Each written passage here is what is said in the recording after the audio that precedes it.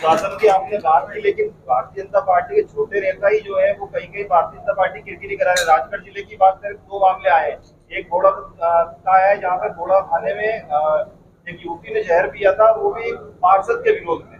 पार्षद जो है मेरा ऐसा मत है, मैं सुना आपकी बात को।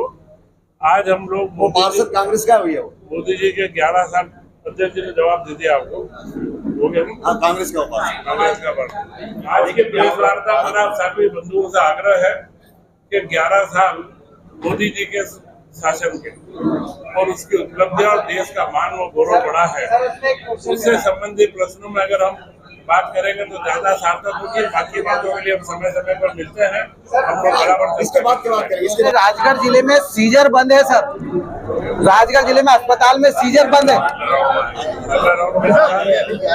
अगले राउंड में आएंगे।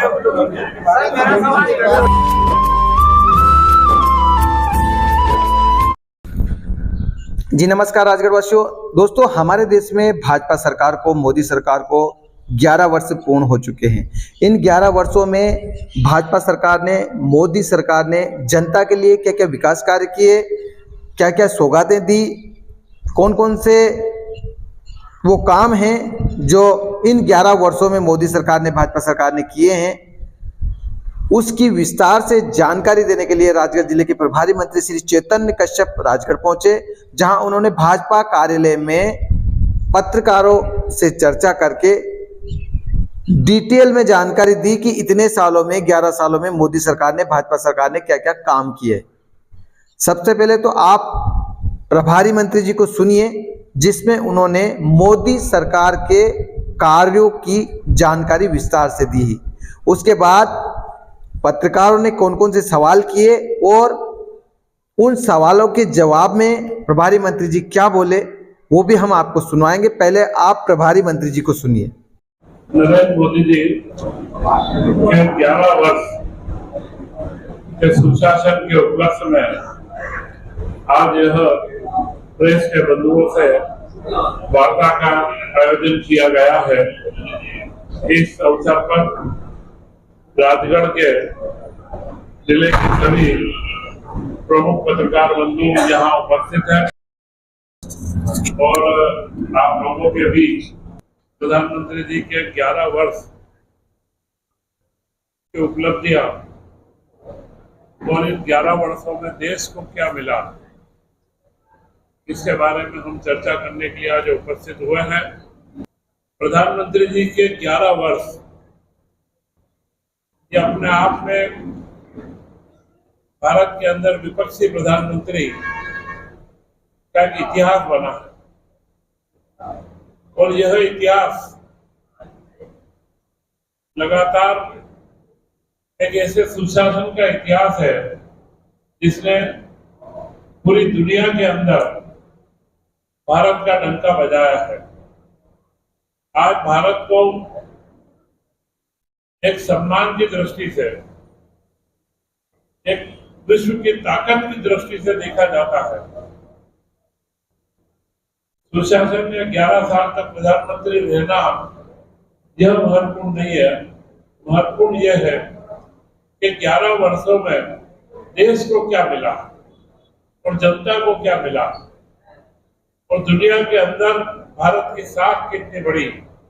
आज हम जब जनता की बात करें तो कुछ ऐसे काम हुए हैं जिनकी कल्पना भी हमारे राजनेताओं ने कभी नहीं करी थी। खुले में सोच नहीं करना, ओडीएफ एक ऐसी कल्पना थी जो 75 सालों के इतिहास में किसी भी प्रधानमंत्री ने इस तरीके की योजना पर काम नहीं करा कि भारत की महिलाओं के लिए सम्मानजनक मार्ग क्या होगा और अगले विकसित भारत की जो आधार रखी थी उसमें हमारे गांव की और शहरों की स्थिति क्या रहेगी। और आप लोग हमने सबने देखा है कि उसमें काफी बड़ी सफलता मोदी जी के नेतृत्व के अंदर भारतीय जनता पार्टी की सरकार ने प्राप्त करी है। इसी के साथ में हर घर का सपना, हर व्यक्ति के जीवन में एक ही सपना होता है कि उसका अपना घर हो। व्यक्ति जैसे ही अपने परिवार की स्थापना करता है उसके मन में होता है कि मेरा अपना घर हो, मेरे बच्चों की अच्छी शिक्षा हो और उन्हें रोजगार के नए अवसर मिले। इन दोनों संकल्पनाओं के लिए वो पूरा जीवन लगाता है और मोदी जी ने उन संकल्पनाओं को पूरा करने के लिए प्रधानमंत्री आवास योजना के माध्यम से 12 करोड़ से ज्यादा शहर व ग्रामीण क्षेत्रों के अंदर आवासों का निर्माण करवाया है। और इसी के साथ एक कल्पना और, जब हमारे गांव के टोले मजरे, आपके क्षेत्र में टोले मजरे इतने नहीं है परंतु आदिवासी क्षेत्रों में भी टोले मजरे भी और हमारे भी कई छोटे छोटे गांव हैं, इन गांव के अंदर बड़े शहरों के भांति नल जल कनेक्शन मिलेगा कि गांव में पानी की टंकी होगी और नल लगेगा और हर एक के घर में पानी मिलेगा। वह नहीं तो ये दृश्य हमारा बहुत परंपरागत दृश्य था कि गांव के बाहर का एक कुआं है, बावड़ी है और वहां से महिलाएं पानी भर करके घर में नहाती थी और ये सामान्य दृश्य भारत का बना हुआ था। इस दृश्य को पूरा मोदी जी ने बदला है और जो जल मिशन है, जल जीवन मिशन, उससे आज स्थापित कर दिया है। और निश्चित रूप से तो ये कुछ ऐसे मुद्दे हैं जनता से जुड़े हुए कि रोजमर्रा में जनता को क्या चाहिए और रोजमर्रा के अंदर जनता के लिए क्या सुगमता होनी चाहिए। और उसी के अंदर आप देखेंगे तो रेलों का नेटवर्क, रेल के नेटवर्क के ऊपर हम कभी कल्पना भी नहीं करते थे कि रेल का नेटवर्क कितना बड़ा बनेगा। धीरे धीरे पूरे देश के अंदर कई ऐसे क्षेत्र, आपके क्षेत्र में भी रेल प्रारंभ हो चुकी है सांसद जी के सतत प्रयासों से और इनकी मॉनिटरिंग के अंदर। अभी जो ट्रेन पूरी ट्रेन आपके यहाँ पे प्रारंभ हुई है और यह जो सारे नए प्रकल्प हैं, पिछली सरकारों ने इन प्रकल्पों की सिर्फ चर्चा होती थी, वे जमीन पर नहीं आते थे, परंतु प्रधानमंत्री नरेंद्र मोदी के नेतृत्व में ये सारे प्रकल्प अब जमीन पर आने लगे हैं। और इसी के साथ में जो कुछ भाग्यशाली लोग रहते थे देश में, जो विदेश में घूमने जाते थे और वे विदेशों के अंदर तेज दौड़ने वाली ट्रेनों को देखते थे और सोचते थे कि भारत में ट्रेन कब आएगी। वो ट्रेन आज मोदी जी ने हर आम आदमी के लिए उपलब्ध कराई है। वंदे भारत का ट्रेन, पूरी देसी ट्रेन, स्वदेशी तकनीक पर आधारित भारत की बनी हुई वंदे भारत ट्रेन आज 180 की स्पीड से दौड़ने वाली ट्रेनों का पूरा नेटवर्क भारत के अंदर बिछाया है। और उसकी सबसे बड़ी स्वर्णिम उपलब्धि अगर कोई हुई है तो वह उपलब्धि हुई है कटरा माता वैष्णो देवी से लेकर के श्रीनगर की घाटी तक वंदे भारत का जो उद्घाटन हुआ है। और वंदे भारत ट्रेन में आप और हमने सबने देखा है जिस उत्साह के साथ में बच्चे व बुजुर्ग हमारे यात्रा करके श्रीनगर पहुंचे हैं, वो उनके लिए कल्पना से बाहर था। और जो बंदे हमारे फारूक अब्दुल्ला जी जो हमेशा से एक अपने आप की नई बुलंदी बताते रहते हैं, उन्हें भी लगा कि आज मैं गर्व महसूस कर रहा हूँ। 70 साल तक पक्ष विपक्ष में रहते रहे परंतु उनको गर्व की अनुभूति नहीं हुई है। उनके जीवन के 70वें 75वें साल के पड़ाव में उनको लगा कि आज मैं भारत के ऊपर गर्व करता हूँ।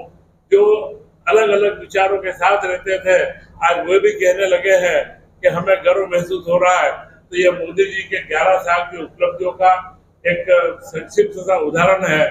परंतु मेरा आपसे कहना है कि जो आम नागरिकों से जुड़े मुद्दे हैं, इनके अंदर मोदी जी की सरकार ने बहुत संवेदनशीलता के साथ में कार्य करा है।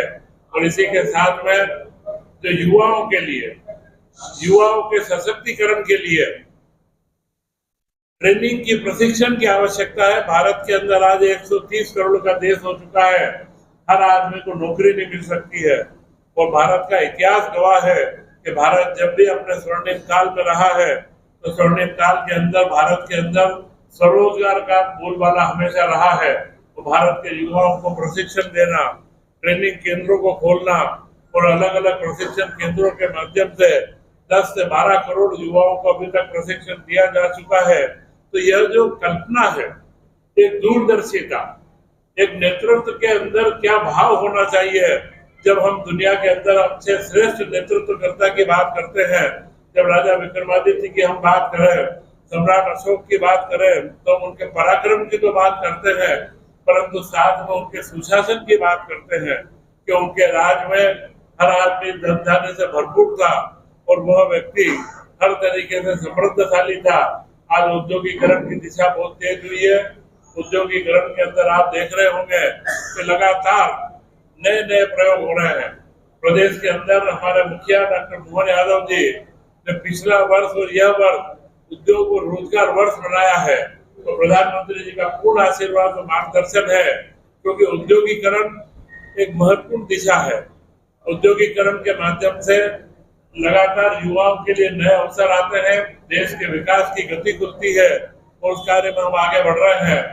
और खेती के अंदर, क्योंकि आर्थिक ताकत बढ़ाने के लिए भारत जैसे कृषि प्रधान देश में खेती के अंदर सिंचाई की व्यवस्था है। राजगढ़ के अंदर तो मोहनपुरा 2 डिब्बों के बाद में पूरा परिवर्तन हुआ है। तो ये सारी उपलब्धियां मोदी जी के शासनकाल में भारत को प्राप्त हुई है। 11 वर्ष के इस समय काल में जो उनके महत्वपूर्ण कार्य हुए हैं, मैंने आपके बीच में रखे हैं और हम चाहते हैं कि हमेशा से आपका सहयोग पूरा मिला है। मोदी जी के शासनकाल में जो विकसित भारत की संकल्पना को लेकर के हम आगे बढ़ रहे हैं, इसमें जो हमारे सकारात्मक कदम है, इन सकारात्मक कदमों को आपके माध्यम से जनता के बीच जाए और जनता को उसका लाभ मिले और जनता उसका लाभ लेकर के अपने जीवन को खुशहाल व समृद्ध करे। और हमारा जो नारा है सबका साथ सबका विकास, उसको हम पूर्ण कर सके। इन्हीं सारी संकल्पनाओं के साथ में मैंने आपके बीच में मोदी जी के 11 वर्ष के कार्यकाल का पूरा चिट्ठा रखा है। तो अपने प्रश्न हमसे कर सकते हैं, हम उसके लिए जवाब देने को तैयार हैं। जय हिंद, जय भारत।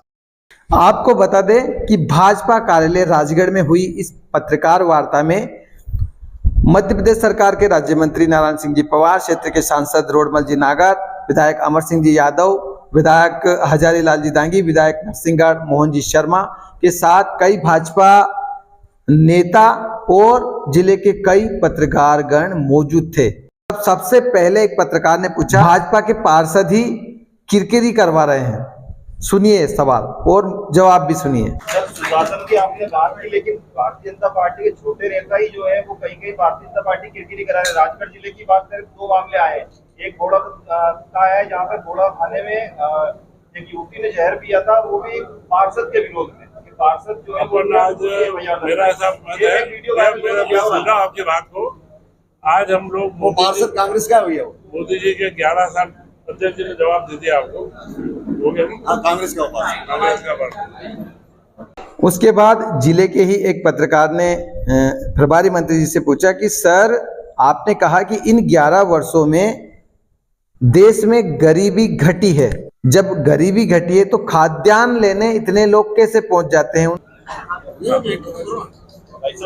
आज के प्रेस वार्ता में आप सभी बंधुओं से आग्रह है कि 11 साल मोदी जी के शासन के और उसकी उपलब्धियां और देश का मान व गौरव बढ़ा है, उससे संबंधित प्रश्नों में अगर हम बात करेंगे तो ज्यादा सार्थक होगी। बाकी बातों के लिए हम समय समय पर मिलते हैं, हम लोग बराबर। इसके बाद की बात करेंगे, इसके बाद बात करेंगे। जैसे कि आपने अभी बताया था कि जो देश की गरीबी है वो 24% से घटकर 9% रह गई है, जो अभी के आंकड़े हैं।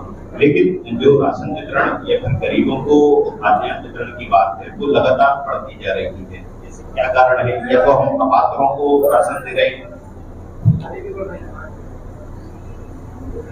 खाद्य सुरक्षा और गरीबी, ये दोनों का सीधा संबंध तो है, परंतु खाद्य सुरक्षा का मतलब ये है कि हर परिवार के अंदर अन्न की उपलब्धता रहे और एक व्यवस्था का निर्माण मोदी जी ने करा है।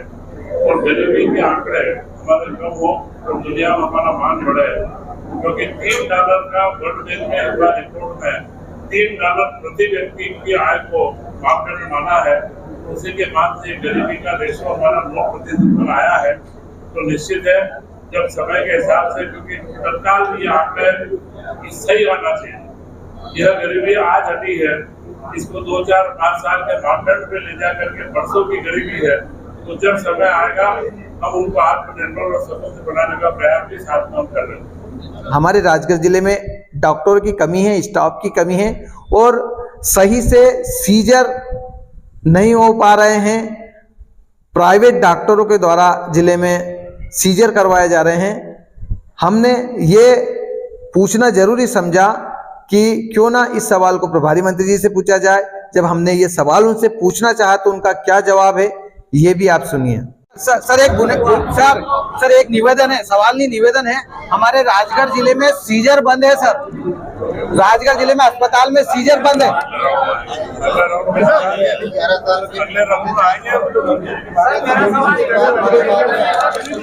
जिनके कंधों पर जनता की समस्याओं को हल करने की जिम्मेदारी है, वही इस तरह से जवाब देंगे तो कैसा लगेगा। खैर, आने वाले समय में फिर कभी हम प्रभारी मंत्री जी से इस बारे में सवाल जरूर करेंगे और जवाब लेंगे। तब तक के लिए नमस्कार, जय हिंद, वंदे मातरम।